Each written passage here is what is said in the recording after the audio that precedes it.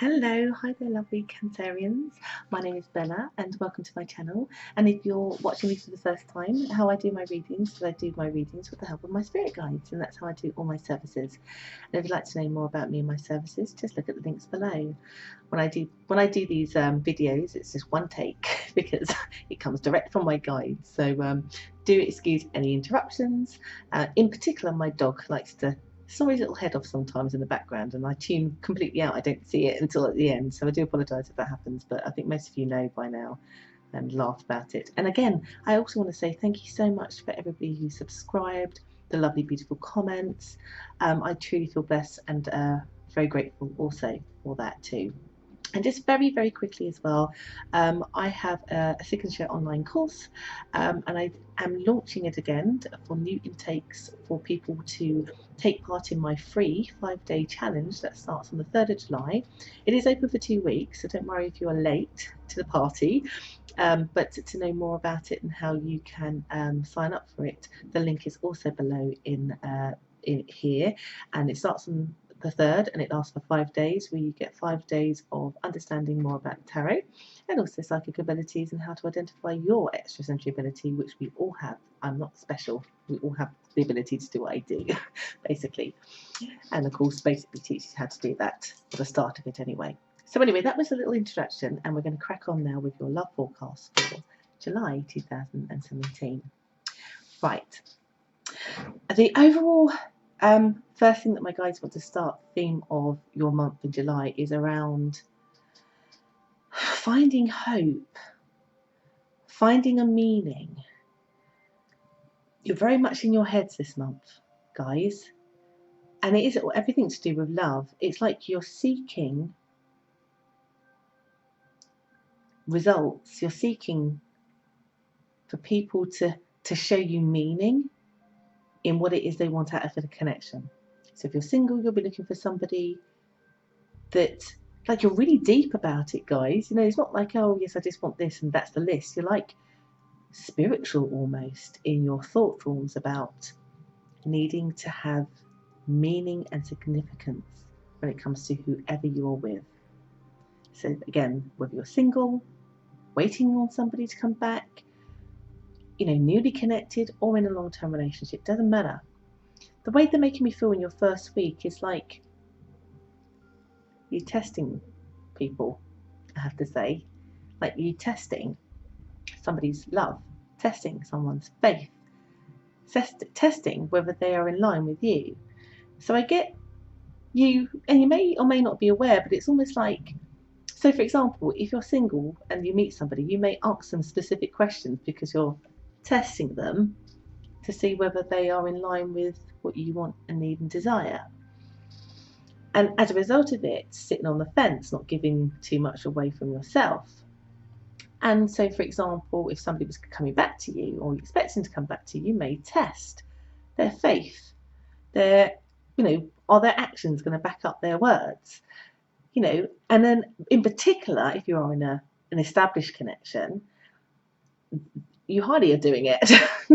You're highly, and particularly, I guess, because of last month's reading, in terms of their potentially being a bit lazy, there is an element of you just like, it's like you can't help it. You just need to know that you're investing in a connection that is worth your while. You don't want to be investing if that person isn't spiritually in line with you, isn't my goodness me, like got the same plans and ambitions, has the same viewpoint of the future, and so you test them to get the truth in how you will feel and see it, and that will come up in many different ways. I have to say, some of it might also be a little tiny bit manipulative as well, guys. But you know, sometimes we do things just to reassure ourselves from our own insecurities, so that we don't walk blindly into something. Hence why you're even here today, just to have some insight. It's about you gathering all the information so you can make an informed decision about whether it feels right for you.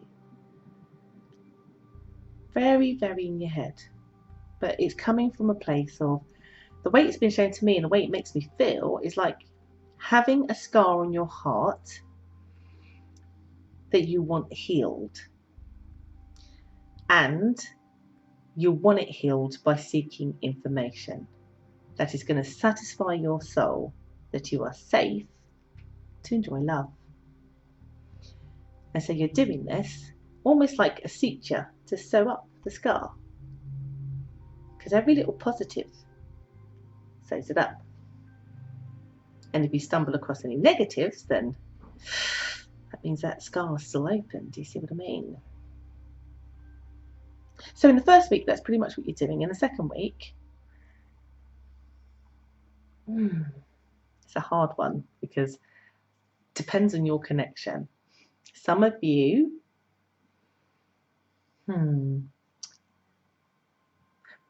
I have to say it like this. So it's like, for those of you who, when you're doing your testing, you will find that the person's not right for you. Long term, new, whatever, come back, it doesn't matter. So you'll see, you know, this thing I was talking about in terms of your scar healing, you'll be like, I feel too vulnerable because they're not passing my test. And I'm not feeling grounded and I'm not feeling secure. And so it kind of stresses you out a bit because you're in a place of, do I trust or do I walk? And so there's a lot of heavy thinking. And for others of you, you would have done some testing and they would have passed with flying colours, basically. And so you're like, yay, woohoo, happy, happy days. And I think pretty much for those where they feel satisfied like that way, then you remain satisfied for the rest of July, basically. You know, feeling confident, you're feeling like you have plans, you don't feel like you need to test them anymore, you don't, you know, you're feeling good. So that's fine. So the rest of this reading, I'm going to probably concentrate more on those of you who perhaps get a bit stressed out because this person's failed a bit of the test, basically. And so you're stressed out about what to do. And my guides are saying here, because I want to offer you the solution, because my guides are saying here that some of you will end things. And some of you will not want to end things, but will want to be hopeful that perhaps maybe if you just give them a little bit more time, that they will come round. And I would say here that the solution is to give them more time to let them come round. So I think it would be not good to kind of fall on your own sword and let the panic that they haven't passed these sort of mini tests and you don't feel still secure. And I understand that because insecurity can build anxiety, and sometimes anxiety will lead to panic, and it's a horrible feeling. And sometimes we just want to remove ourselves from that, and so therefore we think, okay, I know what will solve the problem, remove the person. And for some of you that might be the perfect thing to do, but my guides are saying here, no, wait, because there's some growth in this for you, I think, too. They're saying even wait and look and think in the positive and maybe revisit some of those tests in a much more, like, it feels to me like instead of doing it in a way that they don't know you're testing them, probably be a bit more obvious. Just answer the question, basically. Answer, get it, because I guess what have you got to lose? If you're feeling like, oh God, well, I feel like I want to walk away, instead be hopeful. One that changes the energy and realignment, but also if you're just asked directly, then you really will know. And I get here the answers directly instead of being tested are a lot more positive, guys.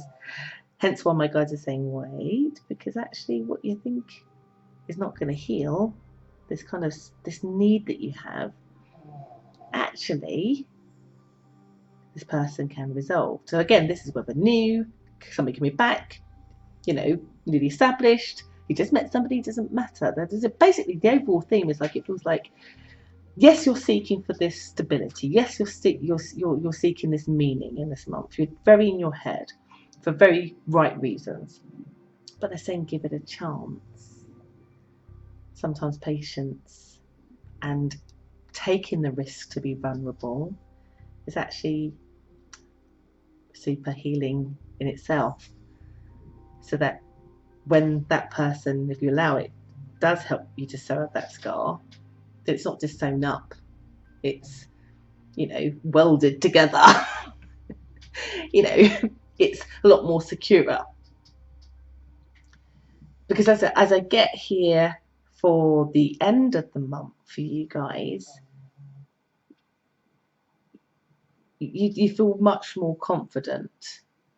Like, I feel a little bit for your reading, it may even cross over into August before you completely feel that, if I'm being honest with you. But there is this element of, this wait, don't react too soon, don't be too hasty. Because, and I think in particular for those of you who are dealing with somebody who it has been in their nature to deceive you in the past, I can totally understand.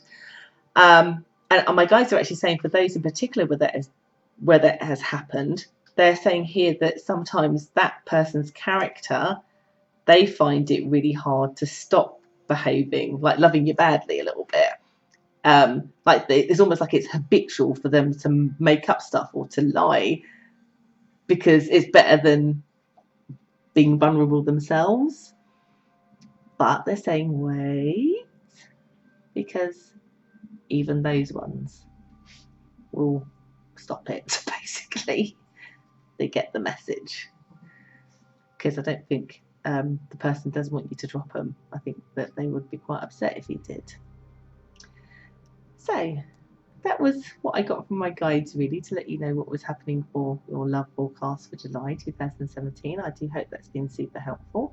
Again, if you do like, share, subscribe. If you'd like to see me more every day, you can join me on my Facebook page, which again, the links are down below. And if you'd like a private reading with me also, the link is also down below as well. So I've been Bella, and it's been great to give you a reading today, and see you next month. Bye.